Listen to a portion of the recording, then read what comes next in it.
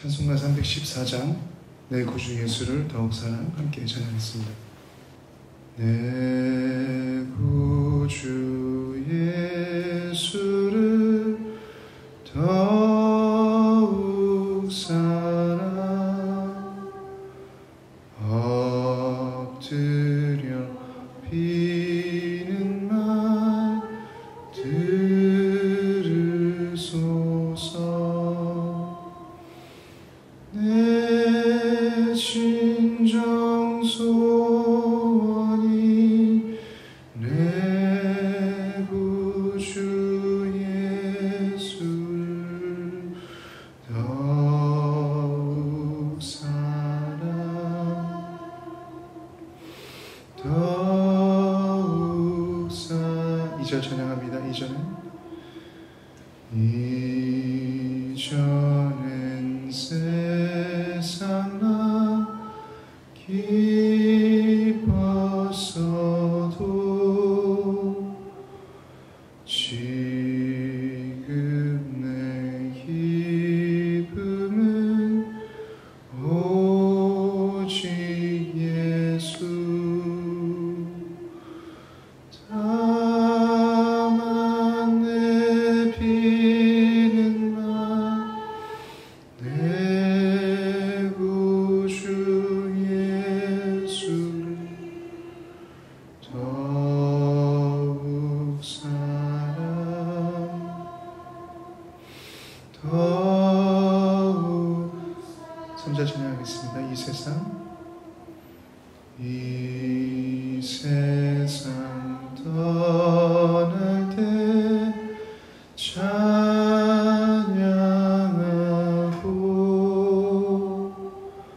숨질 때 하는 말 이것일세.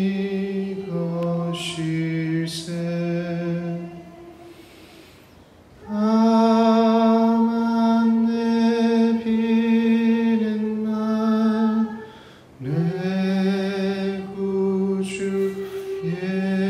예수를 더욱 사랑 더욱 사랑. 자, 잠시 기도하겠습니다. 하나님 아버지 감사합니다. 오늘도 하나님의 자녀로서 하나님의 성품과 하나님의 마음을 알게 하시고 하나님의 성령으로 체험받게 하심에 감사합니다. 오늘 기도하는 가운데 다시 한번 주님께서 기뻐하시는 기도 드릴 수 있도록 우리를 다시 한번 일깨워 주시고 새롭게 해주시고 감동하여 주시고 충만케 하십시오. 이곳에서 드려진 예배를 통하여서 하나님께서 기뻐하시고 원하시는 뜻들이 다시 한번 계시되길 소망합니다. 함께 하십시오. 예수님의 이름으로 기도합니다. 아멘. 오늘 본문 말씀은 잠언 25장 15절부터 28절 말씀입니다. 잠언 25장 15절부터 28절 말씀입니다. 한 절씩 제가 먼저 교독하도록 하겠습니다. 오래 참으면 관원도 설득할 수 있나니 부드러운 혀는 뼈를 꺾느니라.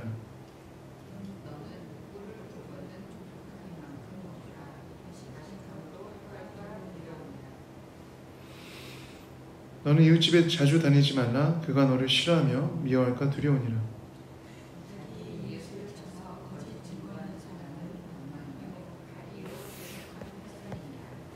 환난 날에 진실하지 못한 자를 의뢰하는 것은 부러진 이와 위골된 발 같으니라.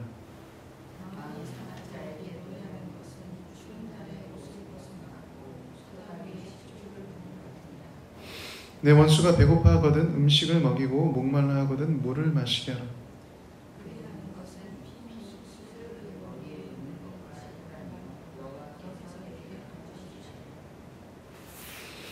북풍이 비를 일으킴 같이 참소하는 혀는 사람의 얼굴에 분을 일으키느니라.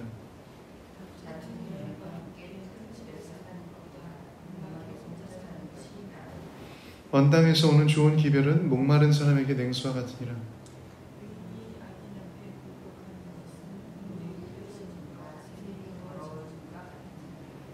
꿀을 많이 먹는 것이 좋지 못하고 자기의 영예를 구하는 것이 헛되니라. 다 같이 읽겠습니다. 자기의 마음을 제어하지 아니하는 자는 성읍이 무너지고 성벽이 없는 곳과 같으니라. 아멘. 함께 읽은 말씀 잠시 묵상하시 않겠습니다.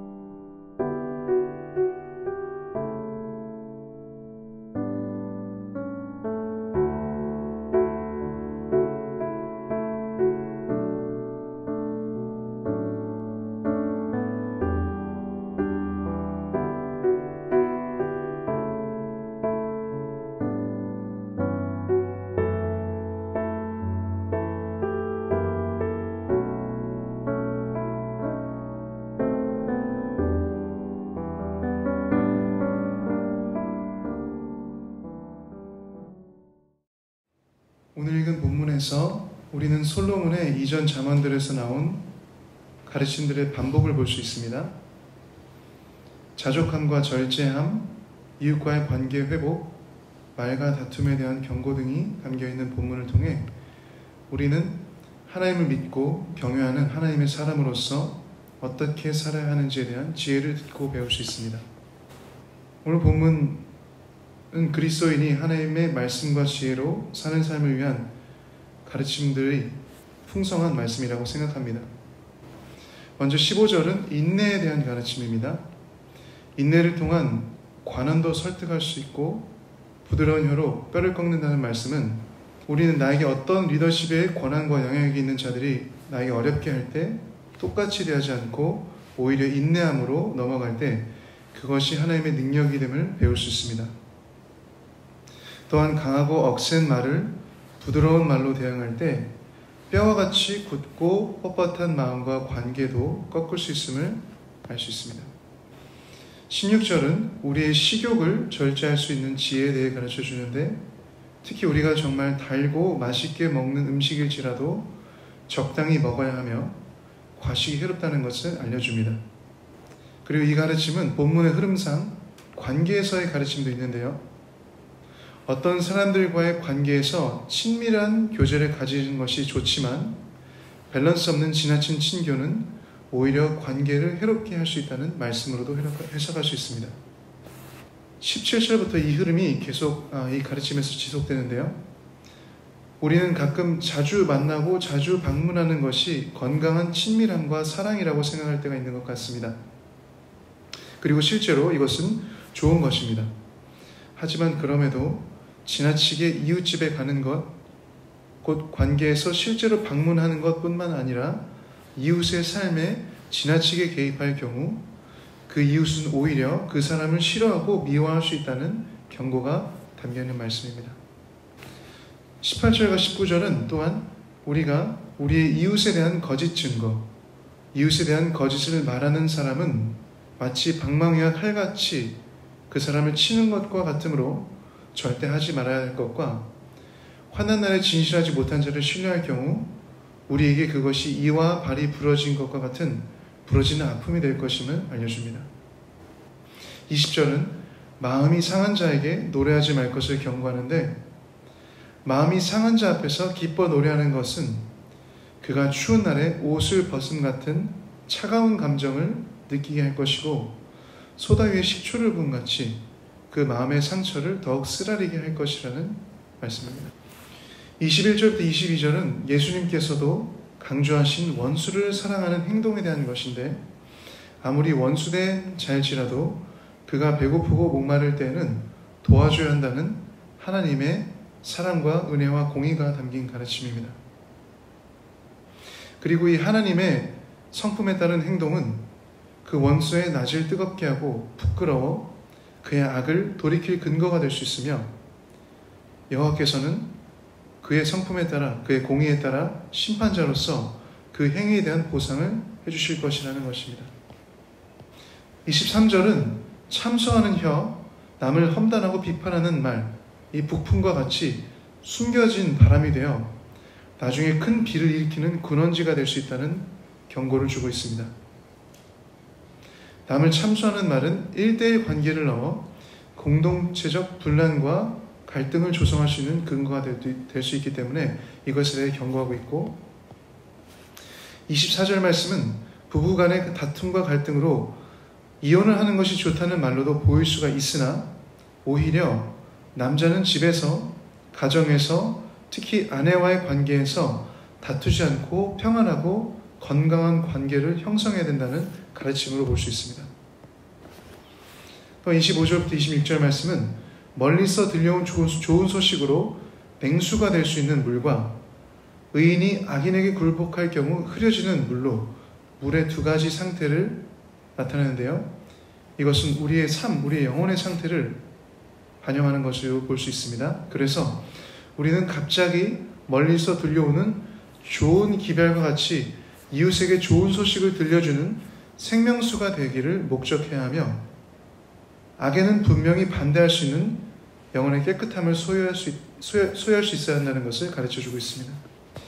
27절부터 28절 말씀은 다시 꿀을 비유로 조금 더 이웃과의 관계에서의 지나친 자신의 이득과 영예, 그리고 영예라는 것을 영어 번역으로는 알아야 하지 말 것을 더 알려고 하는 것을 조심해야 된다는 가르침과 함께 우리의 마음을 다스리고 마음을 지켜서 굳건한 성과 같이 선 사람들이 되기를 권면하고 있습니다. 오늘 함께 읽었던 이 잠언의 가르침들을 통해서 다시 한번 지혜를 깨닫고 이 지혜들을 삶에서 적용하고 살아내어서 하나님의 말씀과 지혜, 하나님의 마음과 순결함으로 꽉 찬 우리 예담교회 되시기를 예수님의 이름으로 축복합니다. 그래서 오늘 아침에도 우리 가정의 자녀들, 교회의 다음 세대들을 좀 생각하면서 기도했으면 좋겠습니다. 우리의 아이들을 위해서 기도할 때 이렇게 기도했으면 좋겠습니다. 주님, 우리 아이들이, 우리 주일학교 아이들이, 우리 중고등부 아이들이, 우리 청년들이, 우리의 다음 세대가 예수님이 인내하시는 그 예수님의 성품을 닮아 어려울 때 인내로 하나님의 능력을 나타내고 부드러운 말과 마음으로 뼈도 꺾을 수 있는 지혜로운 자들이 되게 해주십시오. 자신의 건강을 위해 모든 것에 성령님에게 절제를 배우고 절제의 열매를 맺는 아이들 되게 해주십시오. 친구들과의 관계에서도 지나치지 않은 온전하고 건강한 관계들을 맺도록 주님께서 우리 자녀들의 관계를 다스려 주시기를 기도합니다. 자신의 주변 사람들에 대해 거짓말하는 아이들 되지 않고 오히려 사랑과 격려의 말을 할 수 있는 주님을 닮은 말을 하는 아이들 되게 해주시고, 슬프고 마음 상한 자들에게 차갑고 쓰라린 말과 감정을 전달하지 않고 오히려 공감하고 위로함으로 하나님을 전하는 아이들 되게 해주십시오. 예수님과 같이 원수되고 미우시는 사람들을 오히려 사랑하고 섬길 수 있는 마음으로 해주시고, 아이들이 미래에 가장 먼저 자신의 가정과 배우자를 세울 수 있는 자들로서 서갈 수 있도록 지금부터 준비되어 가게 해주십시오. 그리고 자신의 마음을 다스리고 지켜 굳건한 자녀들로 성장해 가게 해주십시오. 우리 이렇게 기도하며 오늘 아침 나가시겠습니다. 기도하시겠습니다.